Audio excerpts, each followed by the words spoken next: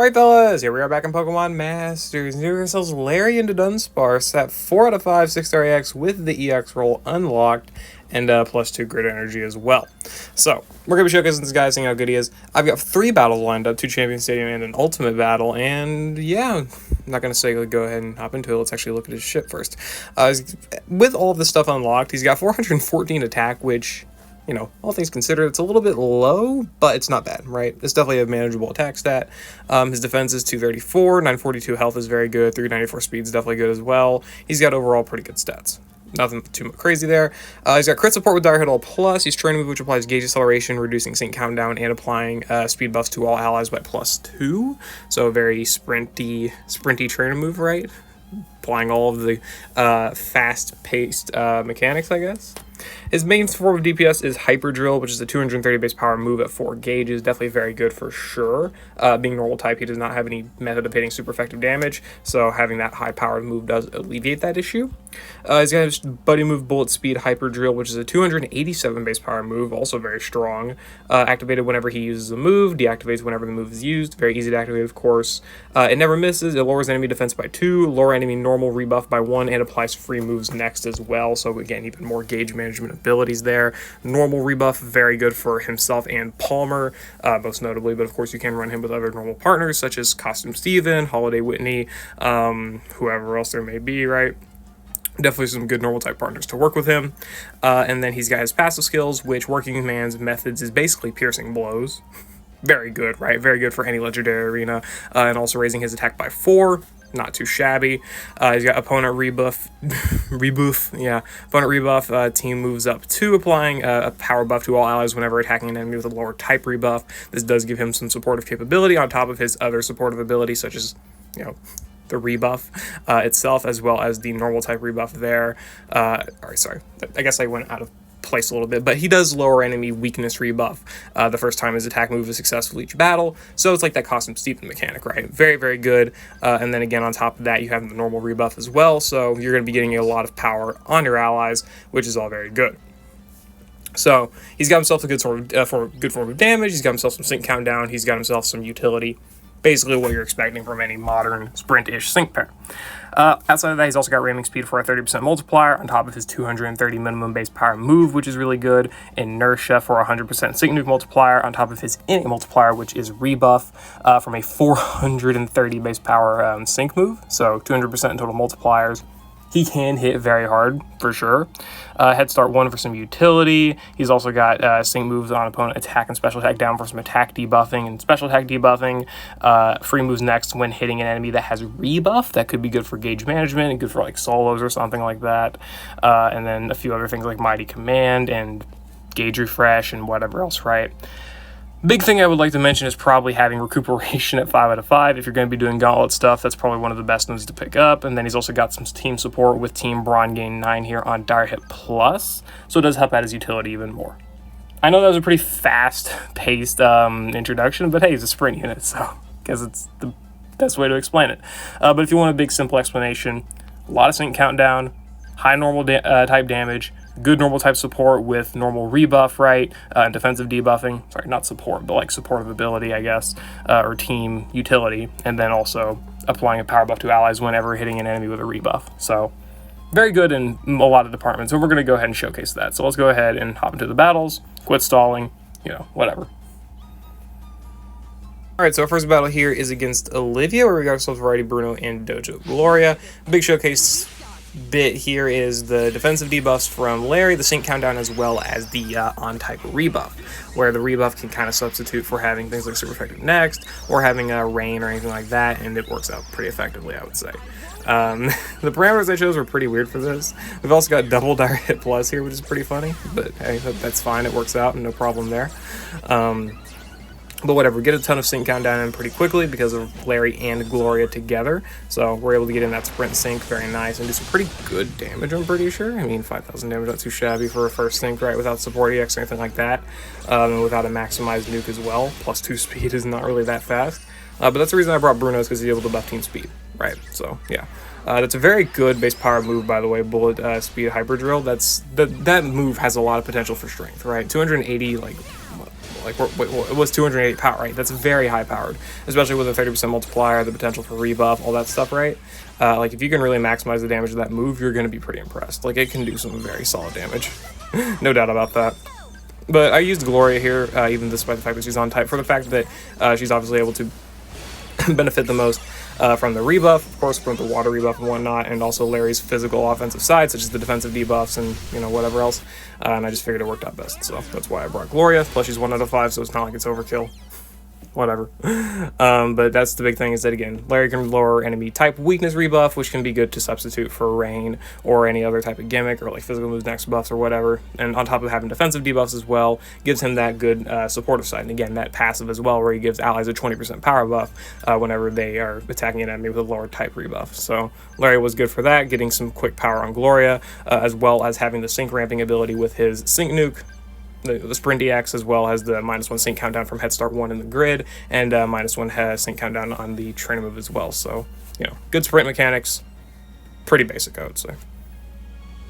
Next battle here is against Kahili, where we got ourselves Colress, Palmer, and Larry here. This battle was more so meant to be a showcase of his mighty physical, whatever it's called, where he's got the passive where he's able to buff his offensive stat whenever his trainer uses a move, right? Or not his offensive stat, his physical moves next buff, right?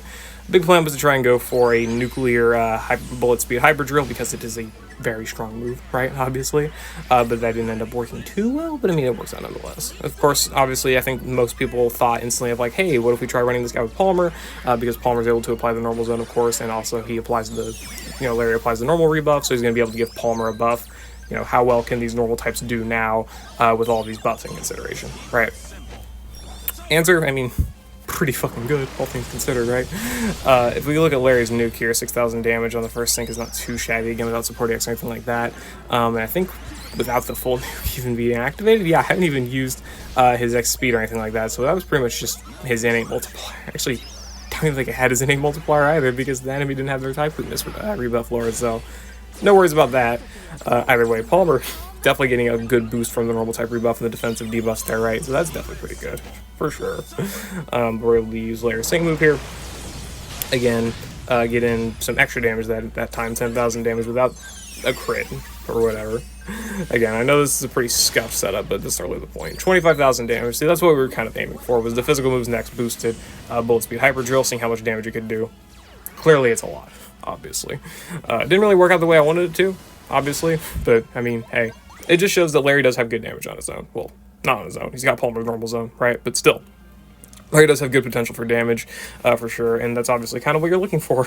You're not just looking for your sprint character to just have utility. You're looking for them to at least have a good nuke or have good damage or something like that. Like, you know, people shit on Archer as much as they do, despite the fact that he's got a good nuke, right? It's the fact that he doesn't have any DPS. So if you're looking for a sprint unit, you don't want him to just have utility for sync countdown. You want him to also have really good damage, which Larry's able to do. Again, as stated, he's got, you know, the defects, I guess, of being a normal type, so he then has the enhanced damage to make up for that, make up for the fact that he's not able to be on type, which off-typing still in any content is really, really, really good. And we're going to see that soon, because we're going to go over and do the Argenta ultimate battle with Larry as a substitute for Adaman.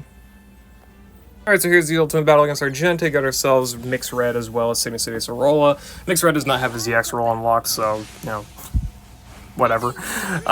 Larry does function very good here. I don't think there's any doubts about that. Larry does function quite well in this ultimate battle, mostly because of Mixed Red's amazing team sustainability, but he's basically able to act as a substitute for Adaman, despite the fact that obviously Adaman's big perk is that he's able to do some really good damage. But this more so shows that with the utility that Larry's able to provide, Mixed Red can carry the team's damage even without having his EX roll. This grid mostly consists of nothing for nuke. Nothing for the nuke, because I didn't really bother trying to build for that. We're going to be using Red's nuke anyway. Doesn't matter. Just went for Larry's nuke here for the sync countdown and whatnot. And we went for the offensive down parameter in his grid. Not parameter, but the node, right? Gives enemies -2 attack and special attack, so we can give those offensive debuffs built in a little bit faster, so that we don't have to worry too much about Red's random debuffs, because I do have Red gridded for that. So it helps out with the team sustainability, mostly Acerola specifically, because, spoiler alert, this team is very, very efficient in terms of survivability. Mixed Red's defensive buffs for Acerola, as well as his, you know, team mini potions and whatnot, make it to where you can pretty much survive like 3 syncs from Argenta without really any issue. It's pretty funny to think about, honestly. This team is definitely very sustainable. It's just the fact that Aceroll has no access to immediate recovery, which, hinders her quite a bit. Larry, if you do use him, has access, with proper move levels to like recuperation of that stuff. Mixed Red again has access to the defensive buffs on his trainer move as well as the mini potions, and of course he has our main form of damage to get your frenzy plant right. Aceroll is pretty much only here to apply her amazingly consistent method of grassy terrain support so that Red's able to consistently use his buddy move, because otherwise I don't think the setup would work as well. Obviously, if we get a future grassy, that's so much healing. Look at all that healing.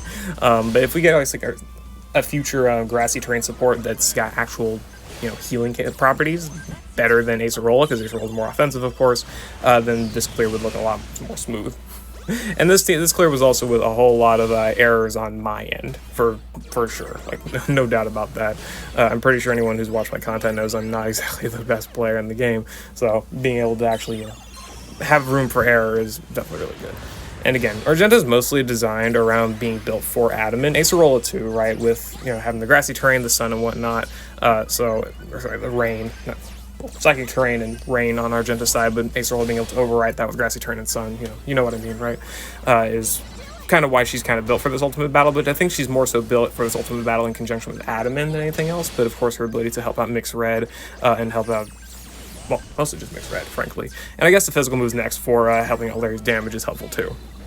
Speaking of back to Larry, I built Larry with Head Start 1 again, I'm pretty sure this is very similar to the first grid, but I built him for Head Start 1 so that he would have the sync countdown, the proper sync countdown ability, so we can get to our first sync in 2 turns, and then also we gave him the enemy attack and special attack down on the sync so that we, look at Argenta's offensive stats now. It's -4 special attack and -5 attack.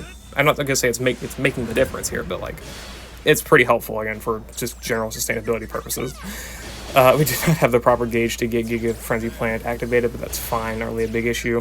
This is where we go ahead and go for the Rain and the second Hyper Drill here. This is Argenta's big gimmick, again, is that she's able to, or she needs rebuff from, bar, the beginning of the bar and 50% bar, and she also needs Sunset, right, which Aceroll is here for the sun for that, but Larry is here to provide the type rebuff.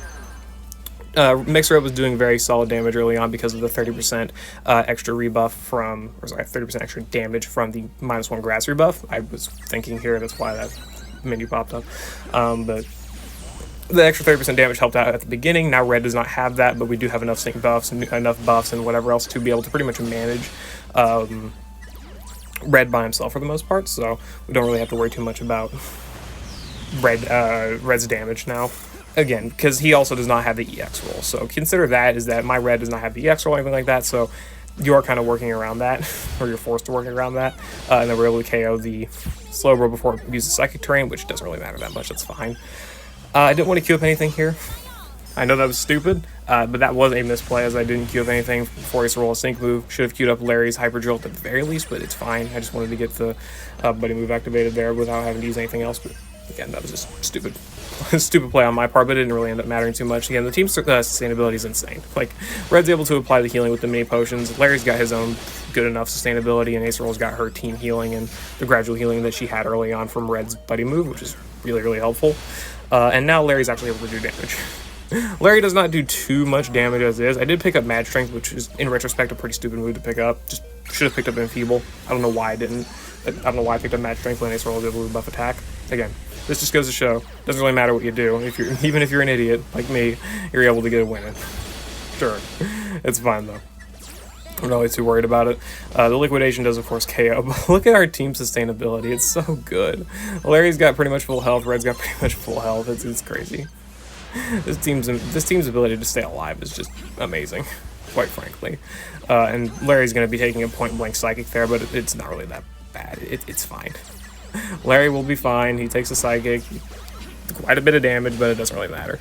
And even with the Dire Hit Plus here from Argenta, we would have survived the sync no problem anyway. I mean, they've got lowered offenses. Red still has maximum HP.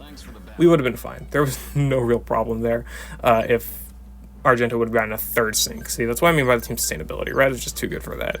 But again, pretty much this shows that Larry is able to sub in, I guess, for Adamant for the rebuff, which just allows Red I guess further carry the team, especially for the beginning of the battle, because you do get that ally, stat up whenever, or sorry, ally damage up whenever there is a raised, or sorry, lowered enemy type rebuff on the enemy, and then of course again he had that -1 grass rebuff, or sorry, Argenta had the -1 grass rebuff, which was able to help Red's damage early on, so that once we had enough sync buffs and enough debuffs and whatever else, he was able to ramp up and keep that, maintain that momentum later on in the fight. So I mean, it worked out pretty well. Overall, Larry, definitely not a bad sync pair for sure. He's got great utility, he's got pretty good damage as well, and you're definitely going to be getting pretty good usage out of him in most content for the most part, I would say. Especially, I'd say he's probably going to be quite good in the high score event. Just thinking about it, I don't... Like, if this guy's not good in whatever normal type high score event they may release in the future, I don't want to face that event. He's got so much good stuff that's just really, really helpful. The rebuffs specifically is amazing, but... whatever, I digress. That's my thoughts about Larry. Let me know what you think about him down in the comments below. And, well, I'm glad he's as good as he is, because he is one of my favorite characters from Scarlet and Violet. So, yeah. I know I'm a little bit late, but, hey, that's what happens when you take a break. But, yeah, I'll see you all later. I hope you all enjoy.